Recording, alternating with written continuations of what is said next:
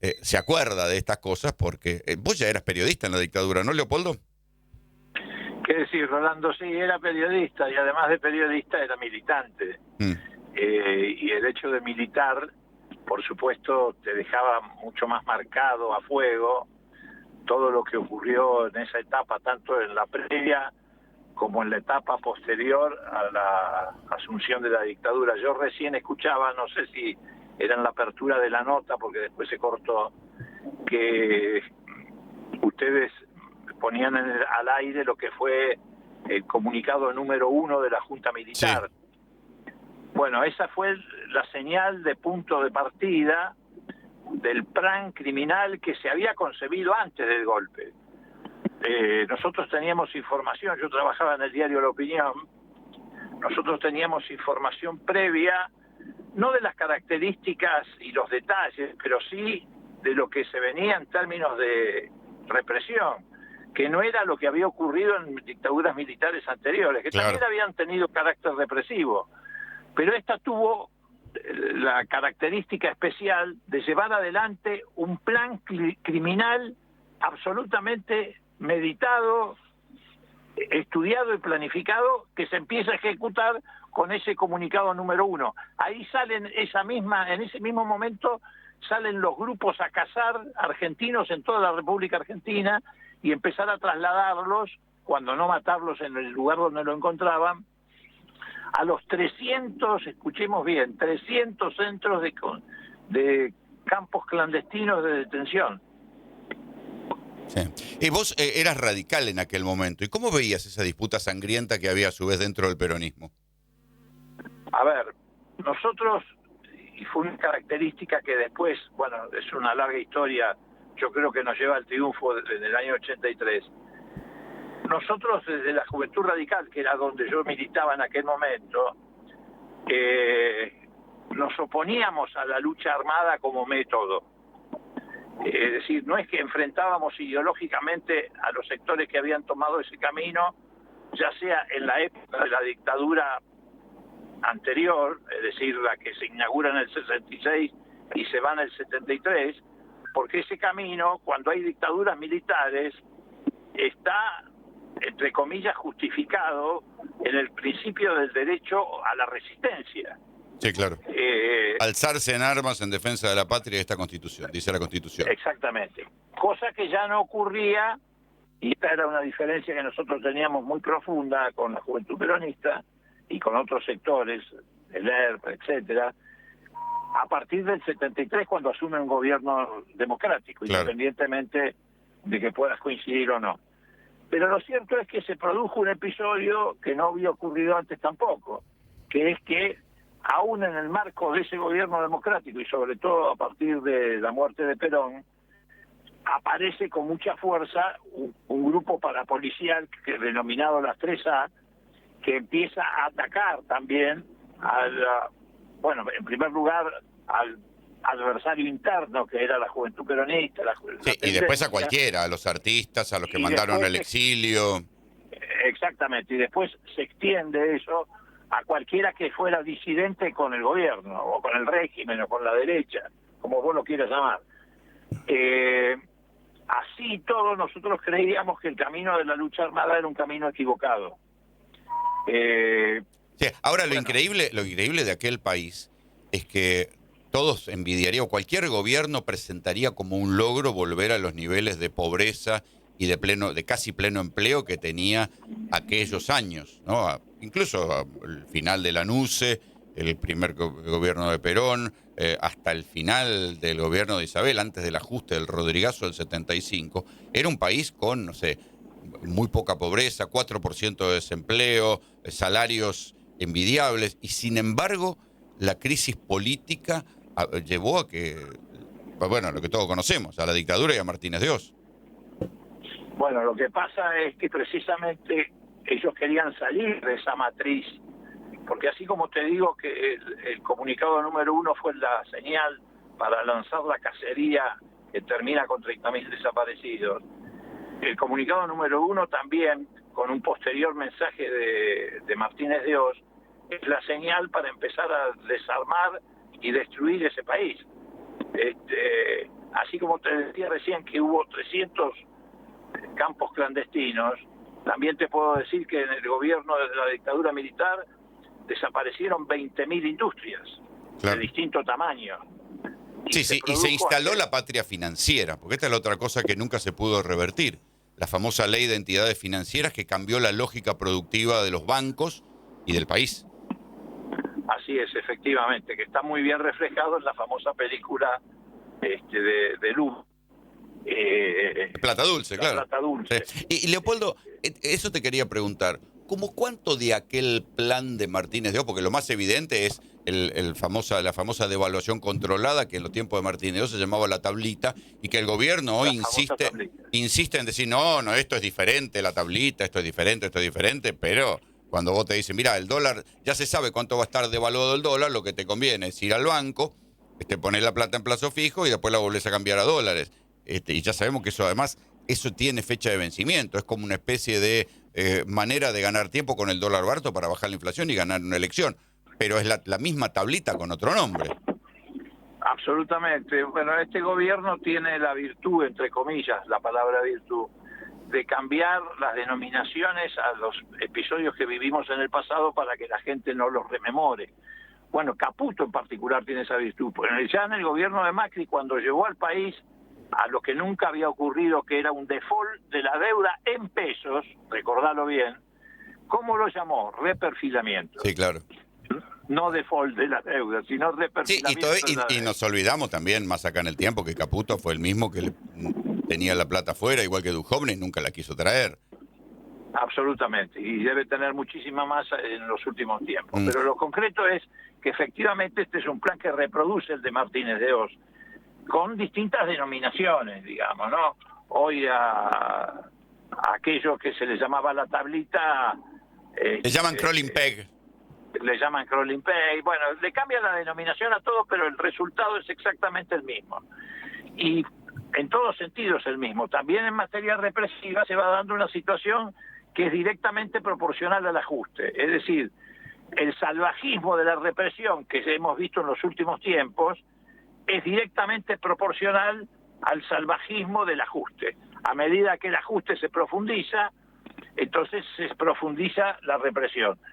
Y yo digo, por ejemplo, valga la redundancia, un ejemplo del ajuste que se profundiza es que hoy a las 0 horas empezó en la Argentina el mecanismo por el cual muchos argentinos, en principio este año 243.000 y así va a ir creciendo en los próximos años, se quedan afuera de la jubilación, no se van a poder jubilar más. Claro. Ni hombres ni mujeres, se van a poder jubilar nada más que una mujer cada 10 y 2 o 3 hombres cada 10.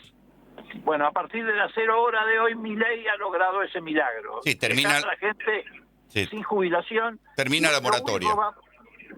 Sí, se terminó la moratoria hoy, o sea, mejor dicho ayer, a las 0 horas, se terminó la moratoria y la gente va a tener que caer, en este caso la palabra caer es caer en serio, en lo que se llama la PUAN, la Pensión Universal de Adultos Mayores, que representa un 20% menos de la mínima jubilatoria. Por lo tanto ya no vas a quedar por debajo de la línea de pobreza como están los jubilados hoy, sino por debajo de la línea de indigencia. Las mujeres van a poder acceder recién a los 65 años, con lo cual se está aumentando la edad para que las mujeres tengan... Es una reforma jubilatoria en la práctica, porque creo que la estadística decía que 9 de cada 10 mujeres se jubilan con moratoria. Entonces, ¿de qué manera se van a jubilar? O sea, estás ampliando la edad jubilatoria a 5 años. Están adelantando lo que el Fondo Monetario Internacional les pone como condición para para la ampliación de este nuevo crédito. El regalito ya viene por anticipado, están adelantándolo.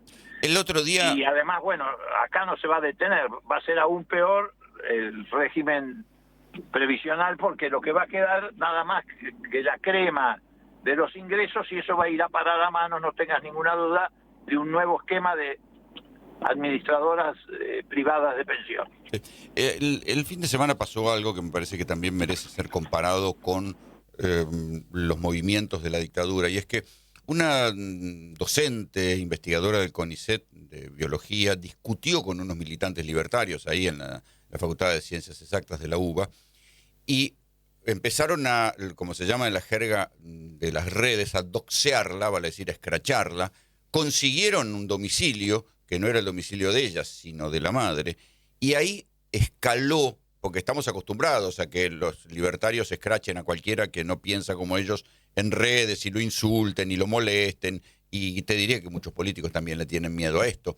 Pero acá escaló a otro nivel, porque un señor encapuchado entró a la casa de la madre, le rompió un caño, se metió en la casa, con lo cual da para pensar que los que hicieron eso no fueron militantes libertarios jovencitos, sino que ahí hay mano de obra de algún servicio del Estado. O sea, la violencia, una cosa es la violencia de la discusión y otra cosa es cuando la violencia pasa a tener elementos del Estado ahí involucrándolo. No creo que hayan conseguido justo un pibe chorro que sepa entrar a una casa sin que lo noten, no robar nada y hacer semejante intimidación.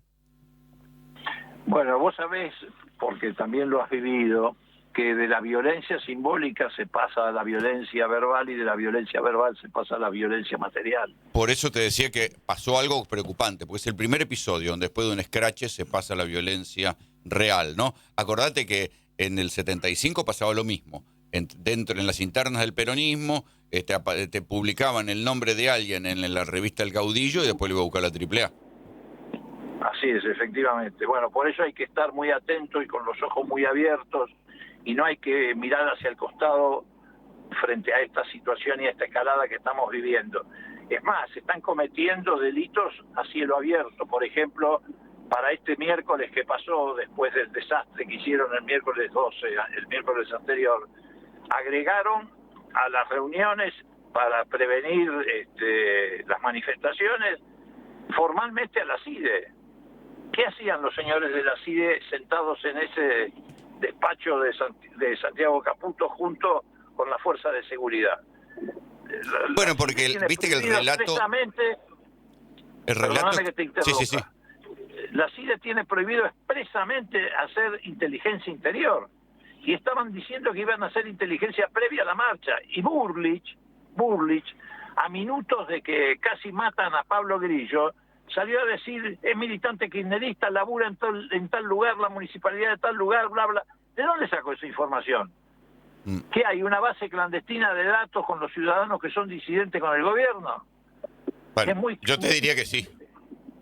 Bueno, esto es lo que vamos a intentar averiguar la otra semana, porque la vamos a citar a Burlich, al secretario de la CIDE, a Kravitz y al director de inteligencia criminal, a que vengan a explicarnos qué hacían en esas reuniones y cómo es que tenía esta señora esta información sobre Pablo Grillo cuando apenas lo habían tratado de asesinar y estaba debatiéndose entre la vida y la muerte. Sí, hay otra cuestión que es que esos mensajes que dan por los altoparlantes, que dicen, bueno, peligra la República y otra vez confundir una protesta social con un intento de sedición. Pero espera que aquí Fernando Cerolini te quiere preguntar algo, Leopoldo. ¿Qué tal? Buenos días, Leopoldo, ¿cómo le va? Bien. A ver, me queda una pregunta que tiene que ver con la marcha anterior, que fue reprimida, que fue la del tema de la ley bases.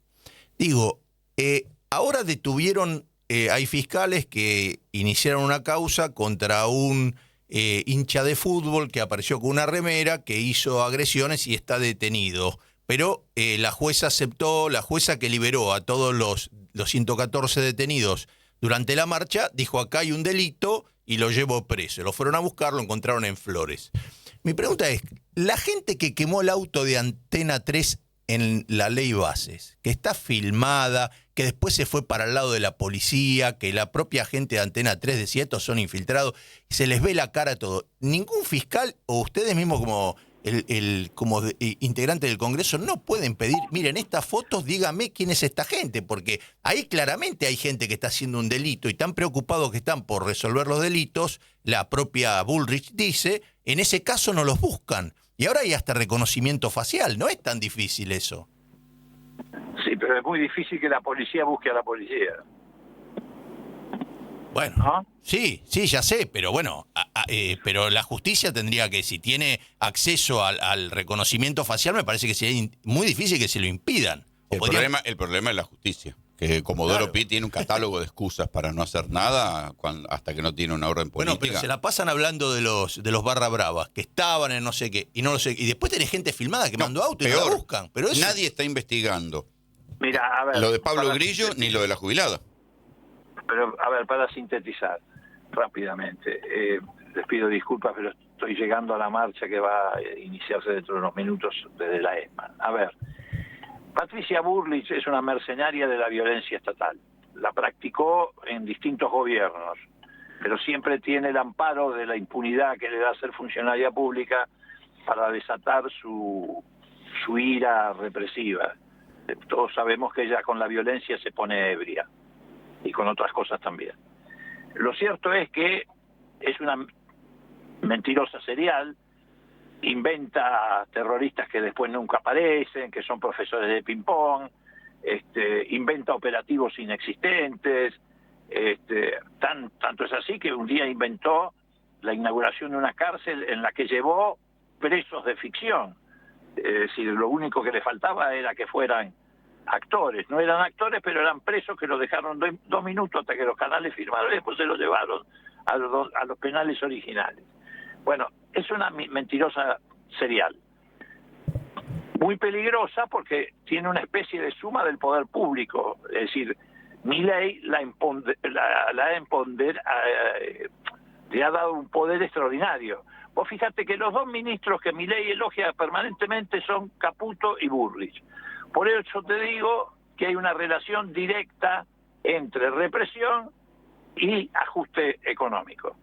Y no es casual entonces que le empodere a los 2 ministros que ejecutan esas políticas. Señor Bullrich se lo va a llevar puesto a Milei en cualquier momento. Te agradecemos la paciencia, sé que estás llegando a la marcha, así que bueno, te mandamos un abrazo. Un abrazo, chicos, que les vaya muy bien. Leopoldo Moro, en el recuerdo de qué representa el 24 de marzo y cómo se discute hoy